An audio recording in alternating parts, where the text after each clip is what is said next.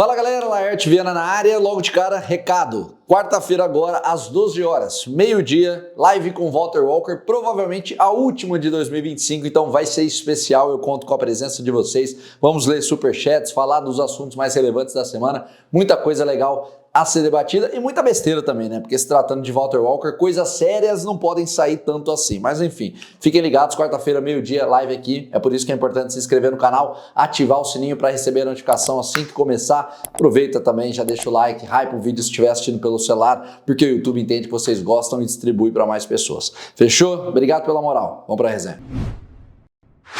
Em 2026 teremos 43 eventos do UFC, 13 numerados, aqueles que são mais recheados, com disputas de cinturão, nomes mais populares e 30 Fight Nights, um a mais do que tivemos em 2025. Até aí beleza, basicamente mais do mesmo. A diferença é que um desses eventos será o aguardado UFC Casabranca, oficialmente confirmado para o dia 14 de junho, data de aniversário de Donald Trump, que vai comemorar 80 anos, e com público estimado de 5 a 6 mil pessoas presentes no quintal da Casa Presidencial. Tem tudo para ser potencial o evento mais assistido da história por tudo que envolve. Realizar um card justamente no território presidencial cria um peso histórico absurdo, um sentimento de momento único que chama a atenção até de quem não acompanha lutas. Quando isso acontece na comemoração de 250 anos da independência americana, tudo ganha ainda mais força. O país inteiro estará consumindo mídia, celebrando símbolos nacionais e acompanhando o evento. É uma combinação de cultura, política e esporte ao mesmo tempo. Receita perfeita para o recorde de audiência. Não é à toa que todo mundo tá querendo uma fatia do bolo. John Jones, aposentado, tá colocando seu legado em jogo, ou pelo menos mostra algum interesse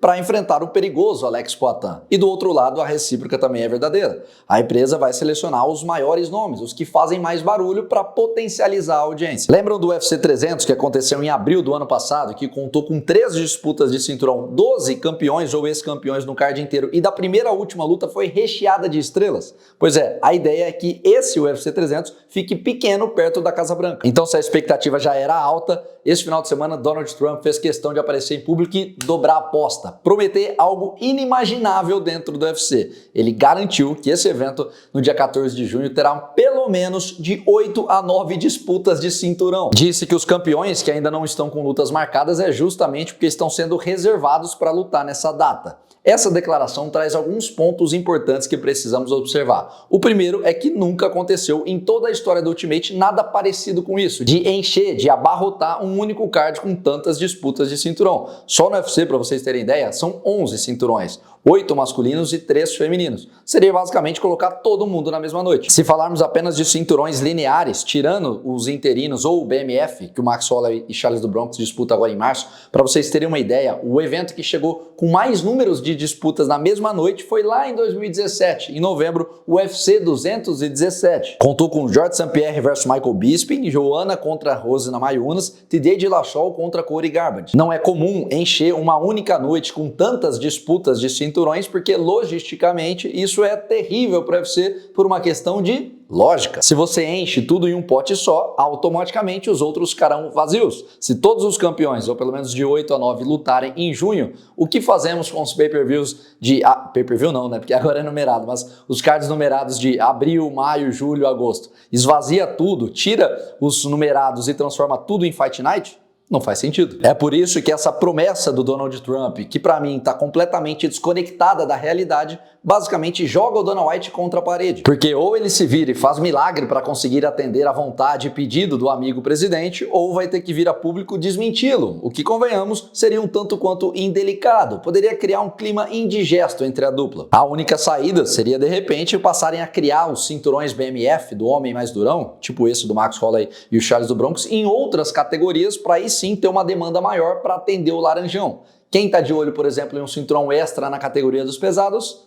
Pois é, Poatan e John Jones. Isso de repente pode até servir como uma força a mais nos bastidores para que essa disputa saia do papel. A criação de novos títulos interinos também seria uma saída, embora o efeito colateral seja basicamente banalizar o título do UFC. Mas, por exemplo, agora em janeiro já teremos no peso leve. Se de repente o Topuria demora para voltar, pode estender com o vencedor de Pimblet contra Gate, contra Max Holloway e Charles do Bronx. Alex Poatan tá querendo subir para os pesados, vai que os meio pesados precisa de um novo nome ali para disputar o título interino. No peso mosca feminino, Valentina Shevchenko prometeu que quer disputar o terceiro título. Por que não um novo interino também nessa categoria? Só aí já seriam 3, sem contar, obviamente, os outros campeões lineares legítimos que estão disponíveis, tipo Islam Makhachev, Khamzat Chimaev, o Petr Yan enfrentando de repente o queridinho dos Estados Unidos, Sean O'Malley, caso ele vença o Song Yadong agora em janeiro. Kayla Harris e Amanda Nunes, quem vencer defendendo o cinturão mais uma vez. É aquela história, mão de obra qualificada tem de sobra. Agora, se você me perguntar se eu acredito que existe alguma possibilidade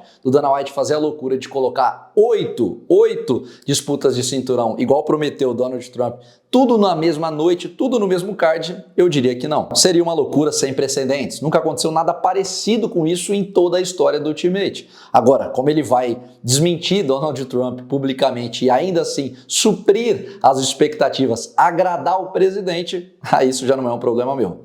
Boa sorte, Dana White. Aqui eu quero deixar 2 perguntas para vocês. A primeira, acreditam que em algum mundo isso é possível? Termos um evento com pelo menos 8 disputas de cinturão na Casa Branca? Sim ou não? E segundo, se tivesse que escolher apenas uma única luta para liderar esse evento na Casa Branca, qual seria a sua escolha?